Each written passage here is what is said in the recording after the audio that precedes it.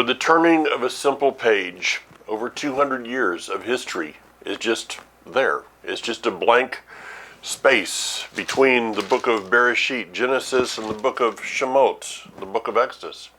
What happened in those days? Is it just that those days were irrelevant regarding what would happen, regarding the spiritual realm? Did those days really matter? The whole story of Joseph and the boys and Jacob coming into Egypt, the experiences they had, the children that were born, does it really matter in light of eternity? It seems like it doesn't. Now, the Hebrews are in Egypt for, I know that it was prophesied to Abraham that it would be 400 years, but the timing of when those years actually started was probably back to Isaac, and that was the beginning of their exile into Egypt. They had been there just over 200 years. Consider that the United States has been around for just over 200 years, not that much. I actually graduated in the bicentennial, so yeah, it's been around a while, but we look at the history of the United States, the wars that have happened, Civil War, the events around the framing of the Constitution, the forefathers of this country. But in the end, when the final books are written regarding the people of God, the people of Elohim, being brought out of exile and into the promised land, into the kingdom, will the events that happened in the United States, will the events that happened over the last 200 years really end up being relevant in our minds? Or will it be a faded memory because of the greatness of the hand of Elohim that brought us out of exile and into the promises? It's interesting that we see the word in the last Torah portion, or the last book of Genesis, which is translated Bereshit, or actually Bereshit is translated to Genesis. But when we turn here, it says the book of Exodus. But in Hebrew, it's Shemot. Probably most of you know this, but the word Shemot does not mean Exodus. It is about a story, though. And this is the beginning of deliverance into the destiny of the people of Elohim. And that's important for us to understand as we go through the words from Shemot all the way through to Devarim, Deuteronomy, that that these four books are about one story of deliverance for the single purpose of bringing them back into the land of promise. Everything that is happening in this world today, I believe, is for that same reason. That we have a destination. We have a destiny. And that destiny is the kingdom. And the events that are happening in the world today are about that kingdom being established, but also about us letting go of exile. This is probably in that day, as well as we will see it all the way through these books. And in our day, the battle to let go of exile is just as real today as it was then. The Hebrews had become, gone from being exilites, I guess that's not a word, but it is now, to being captives, to being in slavery. But yet, no matter how that slavery, how it got worse and worse for them, they continued to hold on to Egypt. Will we do the same? Are we doing the same? Those are things that each of us has to ask ourselves. Now, so what does the word Shemot mean? Shem, of course, is the word names, and it is a Shin, a Mem, a Vav, and a Tav. So the Tav, we know, is the letter of the covenant. So from this point on, this is about a people, the names of a people that are connected to the covenant. And the story of that covenant being walked out in their lives to bring them to their final destination, which is the land of promise, which is a prophecy of us being brought into the kingdom. Now I want to go all the way over to 1 Corinthians and read a number of verses, because I'd like to give you an assignment as we go through the Torah portions from this point on. And I'm not just talking about the book of Shemot. I'm talking about all 4 of the books that we will be going through. I'd like to give you an assignment of how we are to look at these books, not as history that has been made, but as history that is being made. Well, I guess it's both, actually.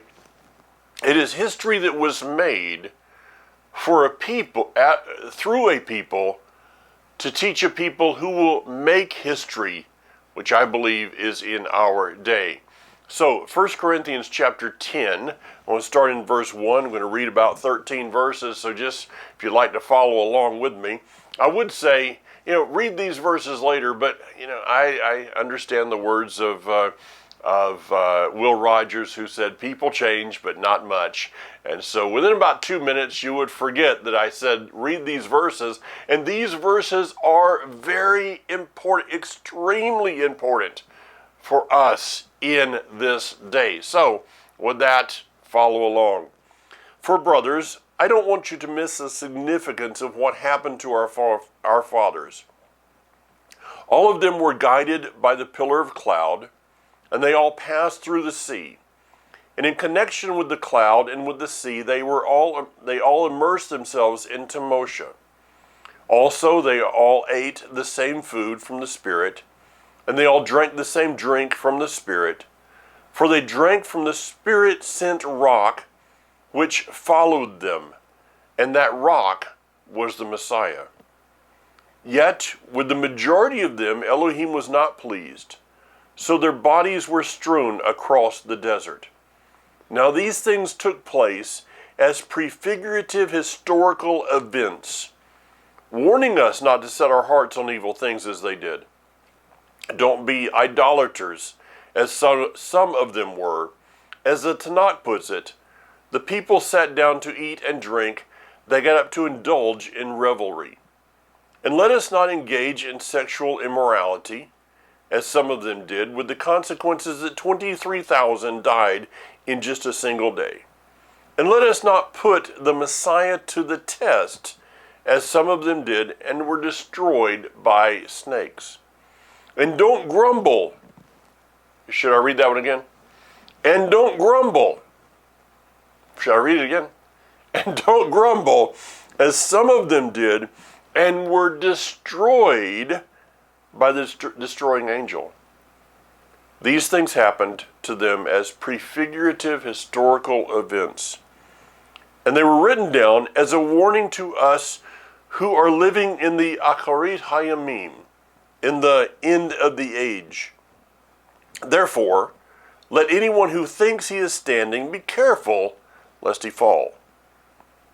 No temptation has seized you beyond what people naturally experience. And Elohim, God, and Elohim can be trusted not to allow you to be tempted beyond what you can bear. On the contrary, along with the temptation he will also provide the way out so that you will be able to endure. Now, we can consider the words of Yeshua in the Gospels. He who endures to the end will be redeemed. Now, that's a message in itself that I'm not going to go to, but just consider that there is no participation ribbons in our walk toward the kingdom. If a person chooses by their own volition, they decide, I just want to drop out of the race, they should not expect to receive a crown at the end. There won't be a Well, here's the white ribbon that just says that, well, you were a part of it, but, you just kind of walked along and were lazy in this. No. It will be those who, as Shaul would say, they ran the race that was set before them. Let us consider that we are in a battle. We are in a battle of exile, a battle for our very souls. And those who endure to the end will be those that are written about in the end. My brain just kind of goes in a lot of different places there. But run the race. There will be temptations. There will be trials. There will be struggles along the way, just as any race is, just as anything in life is. Don't think it a strange thing when those trials and temptations and struggles come. Continue to walk.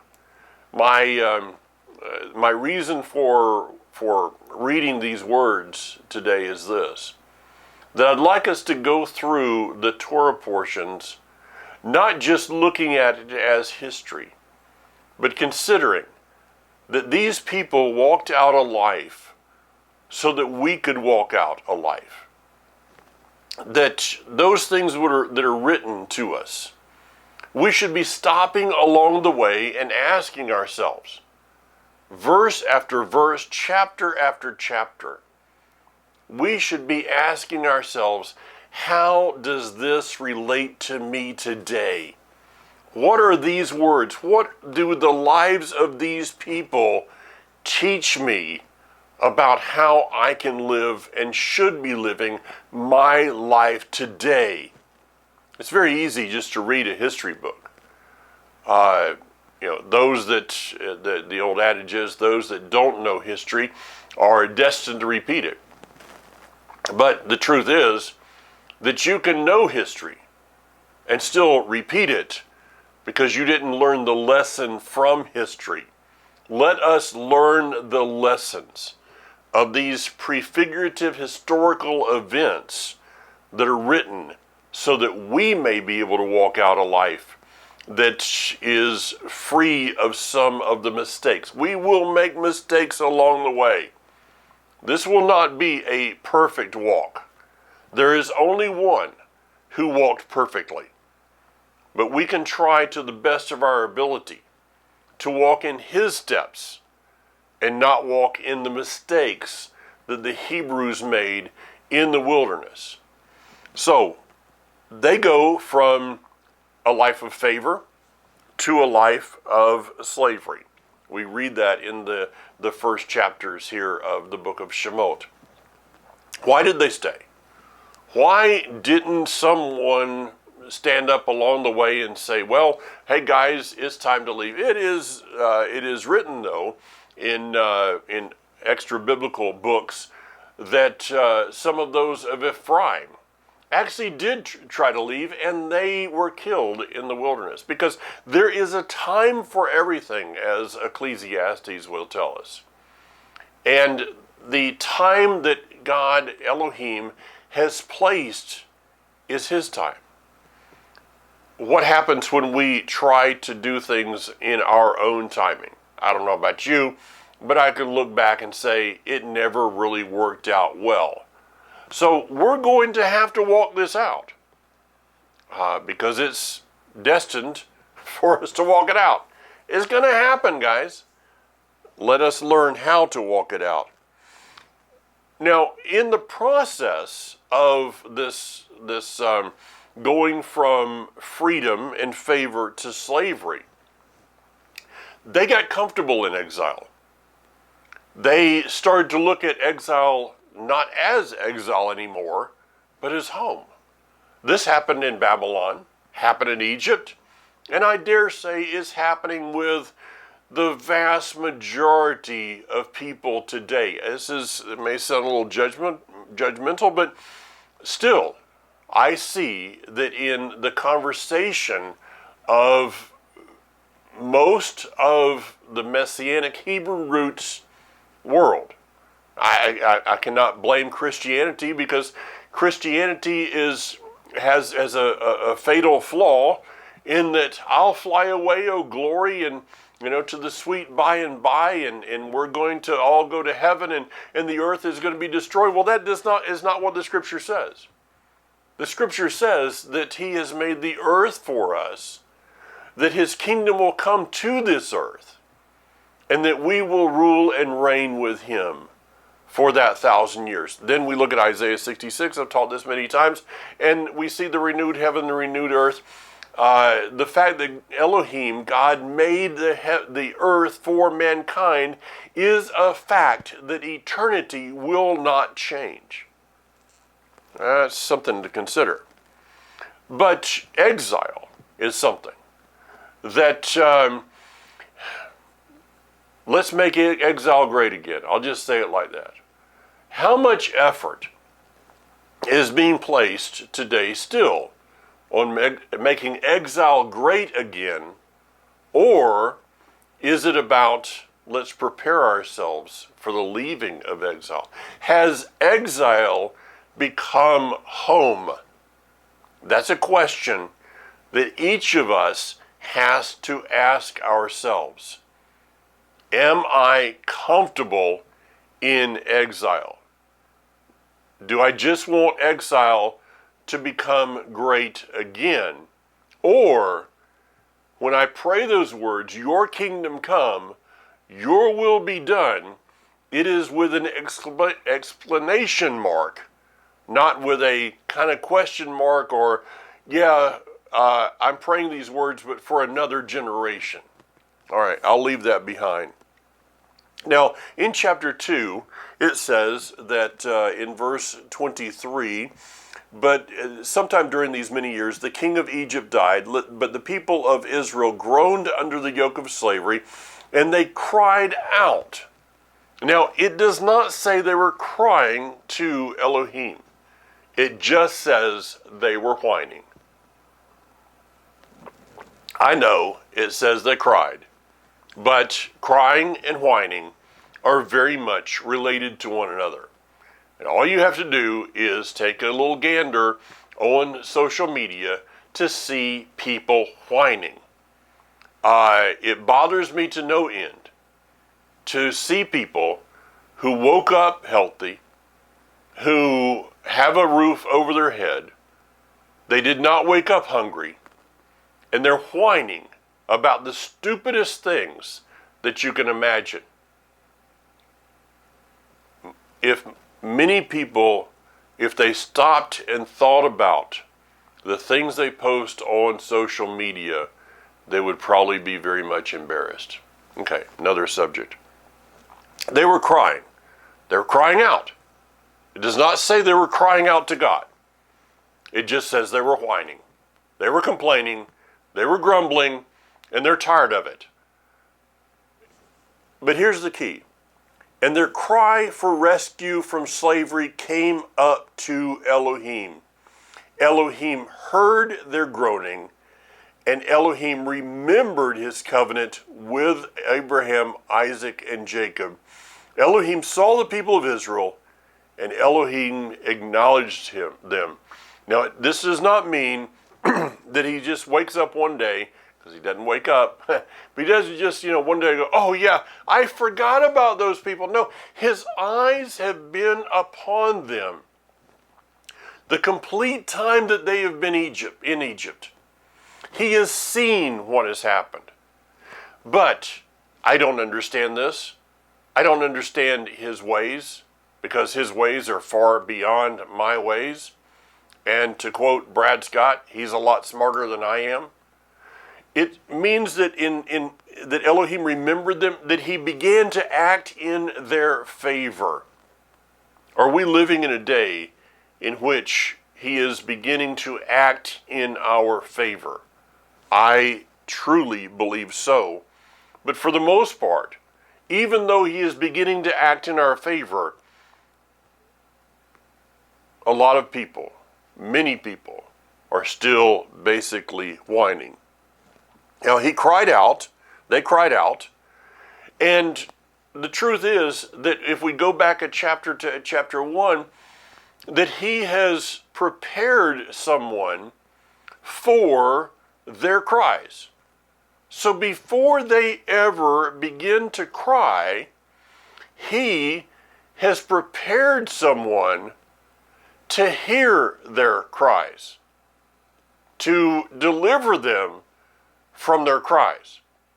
So when we come to that place in our lives that we're crying out, we finally figure out who to cry out to, understand that he has already prepared the way, the answer to our crying.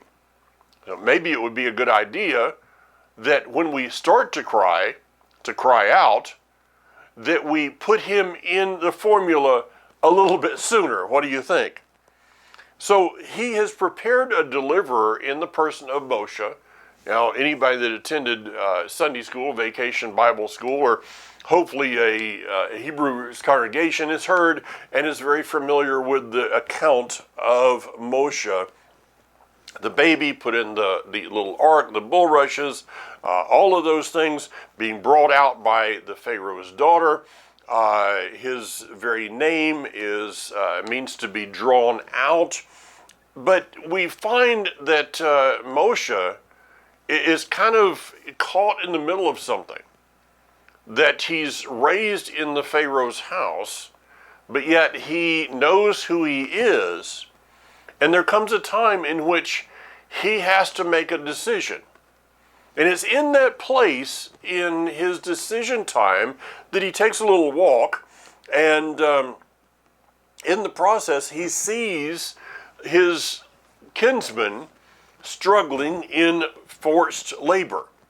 An Egyptian striking one of those people, one of the Hebrews, and Moshe takes it in his own hands, kills the Egyptian, and we see the next day in verse 13, he went out and saw two Hebrew men fighting with each other.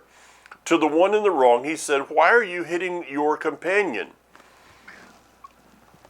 One of the dumbest things to do in exile, when you're in bondage, is to fight one another.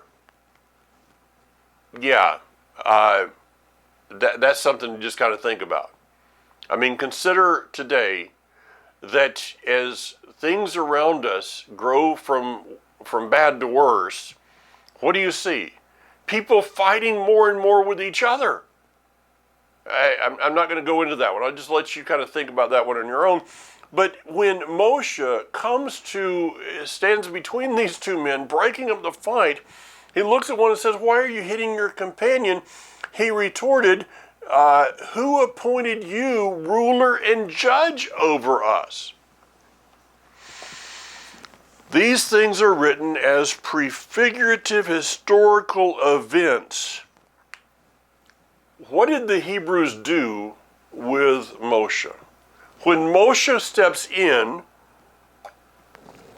to deliver them, first of all, from fighting between one another, their response is this: "Who has appointed you as a ruler and judge over us?" Wow, what a great response to Moshe. Who's appointed you? Who are you that you should be stepping in and telling us what to do? Wow, how does that relate to us today as we come to our family, to our friends, to acquaintances, to people that are going through struggles? Let's put it this way.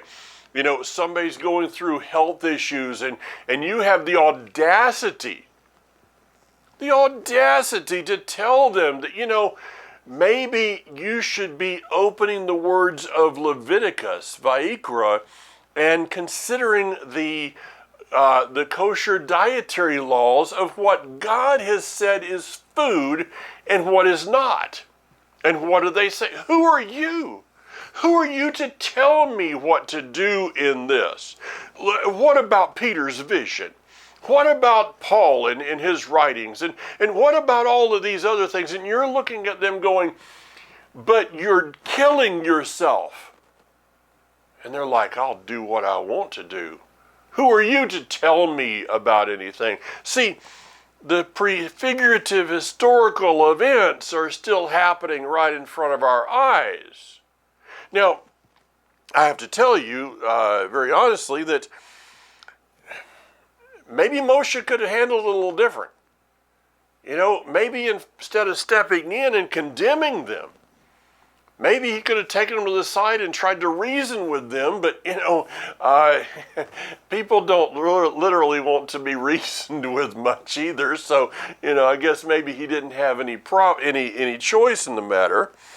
But what Moshe did brought forth death. A death of his own life, and he was banished. He was outside of the camp and was on the backside of the desert as good as dead to the Hebrews instead of bringing life. Now, I don't know about you, but I'd like to go back, you know, and maybe go to friends and family and explain myself a little bit better than I did, you know, when we first started this walk. Yeah, that would have been good. But would it have changed? Would it have worked out any different? I don't know. But it is something to think about. Because maybe thinking about how we might have done it wrong in the past could help us in how we present the message in the future. And this is the reason that Moshe is banished to the backside of the desert, in that it's a time for his preparation. And as it was in the days of Joseph, it's a time of an attitude change. I believe that as Moshe is there and he's tending the sheep, shepherding is something that teaches you very, very well. I've never personally shepherded. I mean, we've had some goats, had some sheep around for a little bit of time. But I've studied the whole job description of a shepherd, and I've known numerous shepherds in Israel, and have sat and talked with them about the things that happen in their life. Shepherding sheep will teach you love. Shepherding sheep will teach you compassion. It will teach you protection. It will teach you how to put someone else first. And this is what happened in the life of Moshe. When the work was done with Moshe, he was then brought to a place of a revelation. We read this in chapter 3, and it is a revelation of the holiness of Yud-Heh-Vav-Heh. This is a place of great importance for us today. I was talking to the guys, I think it was last week on Life on Purpose, that God is not 99.9% pure. He's not like going and buying a bar of silver or a bar of gold and it says on there 99.9% pure, and you wonder just what that 0.1% impurity really is. But God, Elohim, Yud-Heh-Vav-Heh, Hashem, the Creator, the Almighty, He is 100% pure. And Moshe must come to a place of that revelation.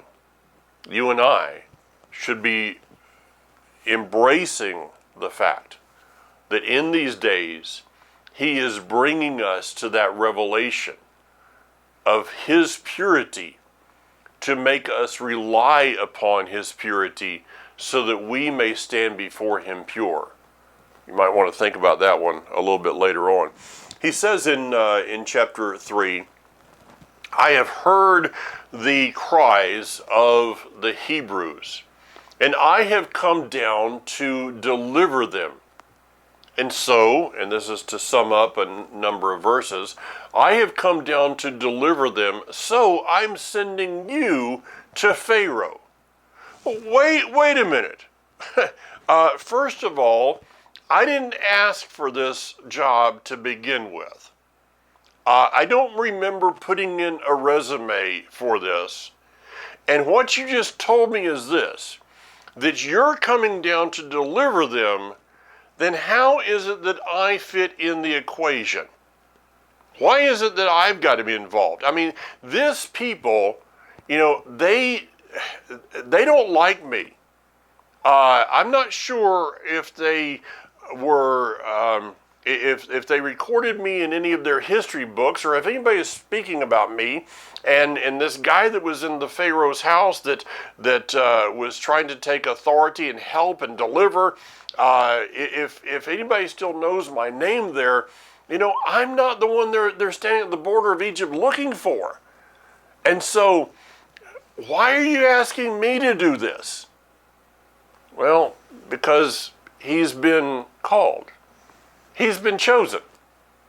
And when God chooses you, it's not because he read your resume, and it's not like sending your a resume to job hunters or whatever those things are, and somebody looks through all of them and say, well, here's the most qualified person to do this. If that's the way that it worked, believe me, folks, I would never have been doing this in the first place. Okay, I realize that I'm like the least qualified to do what I do today, and that's not a statement of false humility. Okay, I just know me, and I've never felt in this year. I will actually celebrate 30 years at the end of October 17th. We'll actually celebrate October 17th. We'll celebrate, see, I can't even keep my numbers right. We'll celebrate 30 years in full-time ministry. There's never been a moment's time, not just a day, but a moment's time in 30 years that I've ever really felt qualified for this job. So it's not because of my resume and what you do and what you're called to. It's not because of your resume. It's because the Father has chosen you. Now, there is a choice. There is a choice in this. And I personally have seen many people who I knew the Father had chosen them for something, and they refused the job. For the most part, those that have their names in Scripture are those that just didn't say no.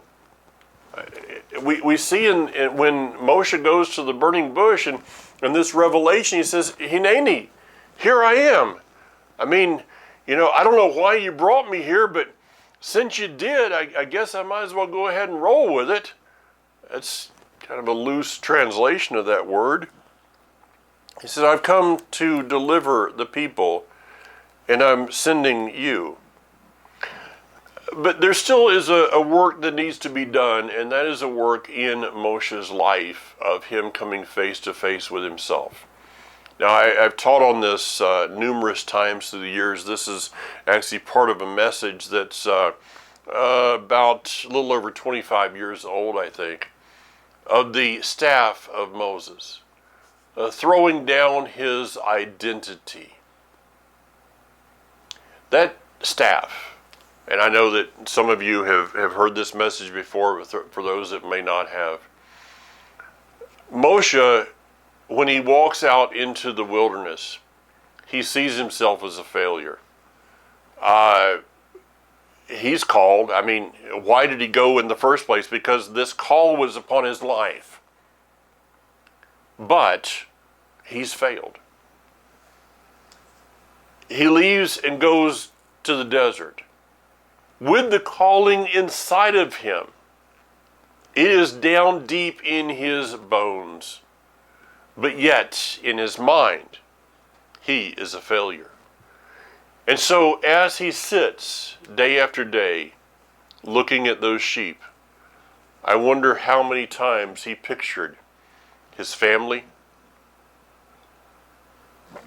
his friends, that those sheep became in his mind this haunting picture of those that were stuck in Egypt in slavery. How many tears were shed? How many nights did Moshe, after he pulled all the sheep back into the sheep pen, how many nights did he lay awake looking up at the stars, knowing that maybe some of his friends, relatives, acquaintances were beginning to look at the same stars, and their cries were beginning to be not just cries, but truly cries to Elohim? How many tears did he shed in the wilderness? I guess that's one of those statements that we don't know. I believe it was many. And this call that was inside of him was only overcome by his thoughts that he had failed.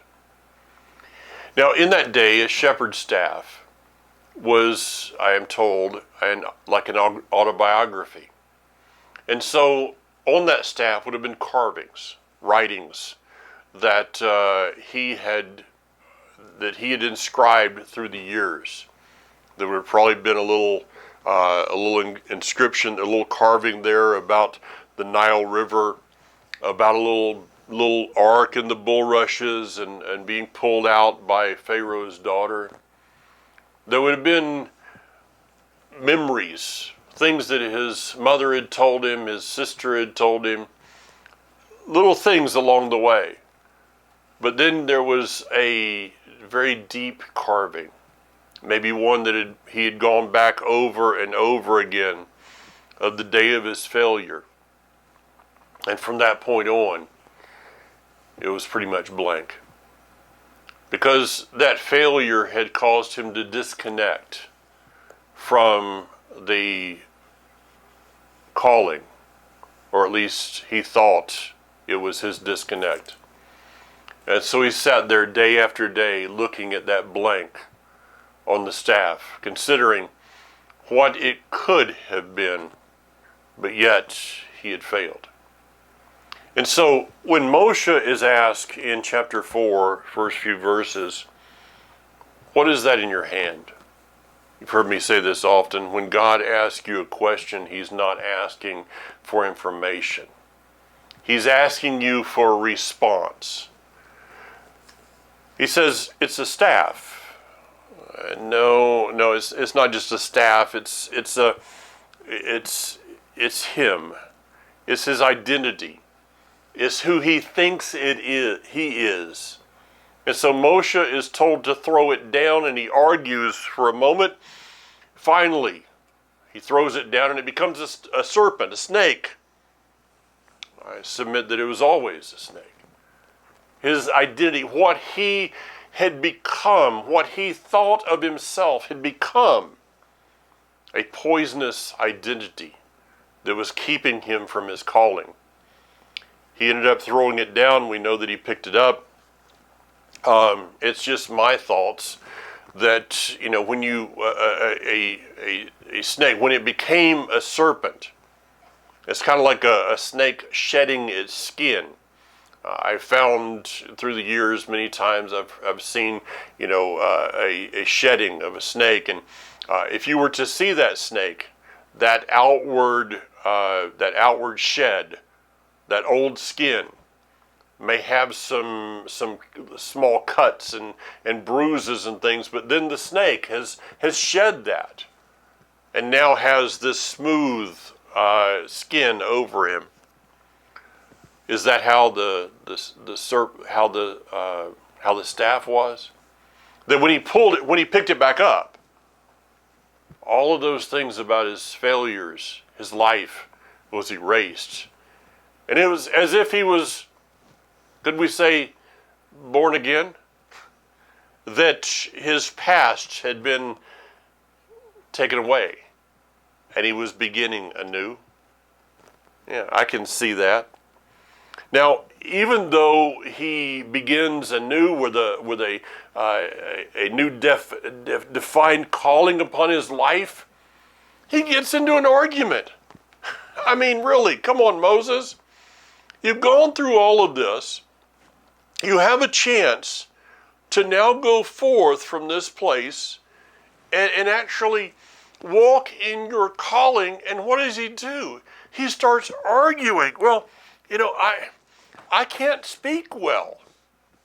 It may have been that there was some kind of a speech impediment. I don't know.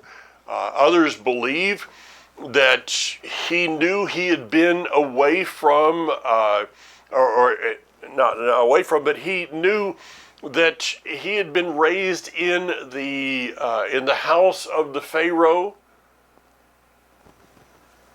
early in his life. He was speaking Egyptian and Hebrew, and maybe he was never able to really speak Hebrew in a very he wasn't able to speak it well. That people would at times say, "Wait a minute, what do you say? I can't understand your Hebrew. You sound like an Egyptian." It's because he was raised in the Pharaoh's house. So maybe it was more that he was just thinking, I can't, they were never able to understand me to begin with, so why are they going to be able to understand me now? Well, the arguments of why I can't. How'd that work out for Moses? It didn't. See, when God doesn't have plan B, you are plan A. Ladies and gentlemen, I want you to understand this.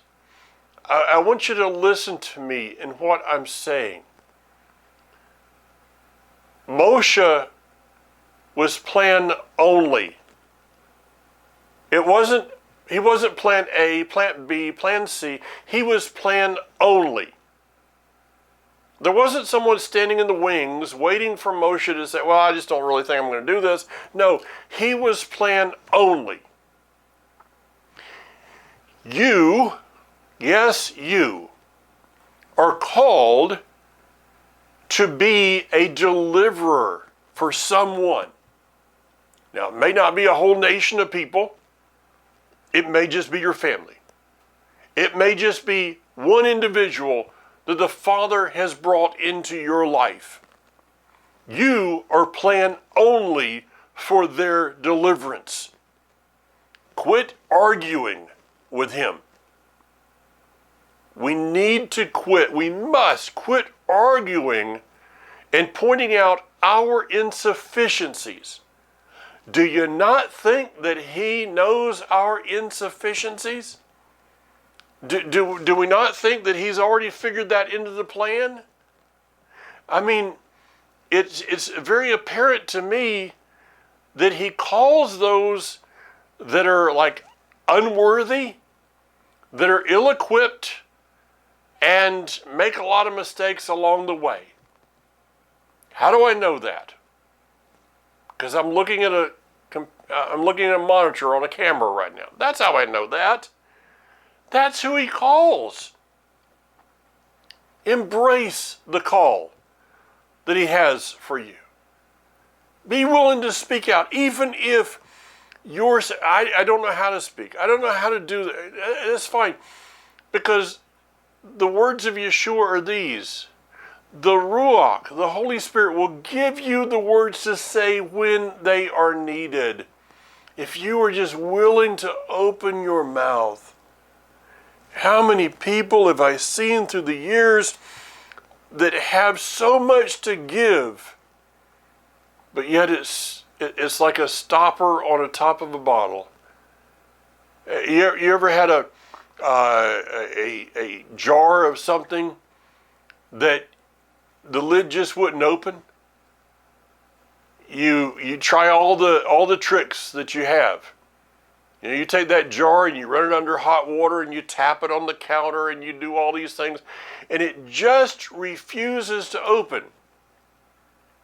Because if a container has been left too long, Anybody that's ever stored food knows this.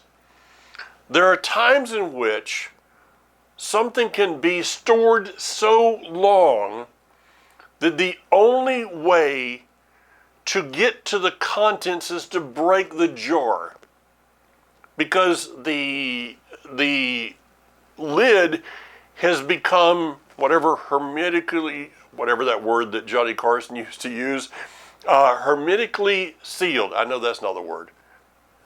It has become sealed so tight that you can't get it off. And so the only way to get the contents out is to break the jar, which means it's contaminated with the glass of the jar. Don't leave the lid on your life so long that the lid can't be taken off, so as to share the contents of what the Father has placed in your life with others. Now, quickly, chapter 5, deliverance is not easy. Deliverance is not easy, and it will get worse. Before it gets better, which is called the kingdom, it will get worse. The news is going to grow from worse to worse. The words of Matthew chapter 24, it will get more difficult before we come to the end. But a word to the wise is in chapter 5, when this whole thing starts to play out, Pharaoh made it harder and harder on the Hebrews.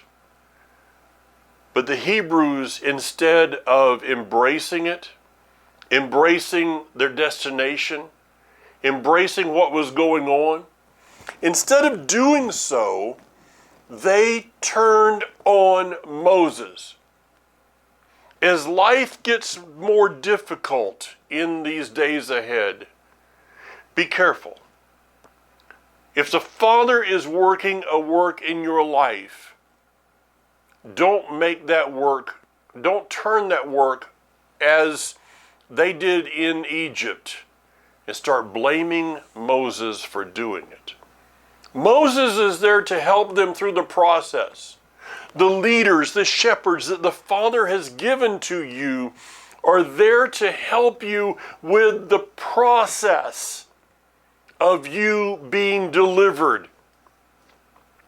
But you can make that process more difficult.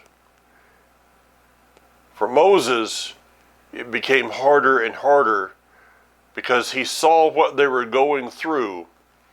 He knew that he had been the one that had started the process, yes, but because they were refusing to embrace the process, his job would become even more difficult. It says in verse 21, for ever since I came to Pharaoh, Moshe returned to Adonai and said, Adonai, why have you treated this people so terribly? What has been the value of sending me? For ever since I came to Pharaoh to speak in your name, he has dealt terribly with this people, and you haven't rescued them at all. Moshe starts feeling the pressure of being a deliverer. It's called the discouragement of leadership. Leadership, for any of those of you that are in a place of leadership, knowing this, that there are days of discouragement. There are those days that the pressure of the people's deliverance, you can take it personally and you can be discouraged. Take hope. The process is in the Father's hands, and He is the one that will receive credit and glory in the end. Shabbat Shalom, Shavua Tov, have a blessed, prosperous week. Bezrat Hashem, God willing. See you again next week. By the way, I'll be in Lucerne, in Lucedale, Mississippi at River of Life this Shabbat. If you would like information, just let me know. Until next week, be strong. Yivarechecha Adonai v'yishmarecha Ya'er Adonai panav elecha v'yichunecha.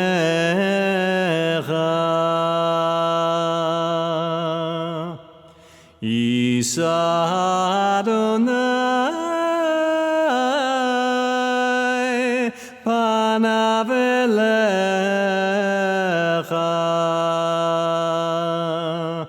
v'yasem lecha shalom.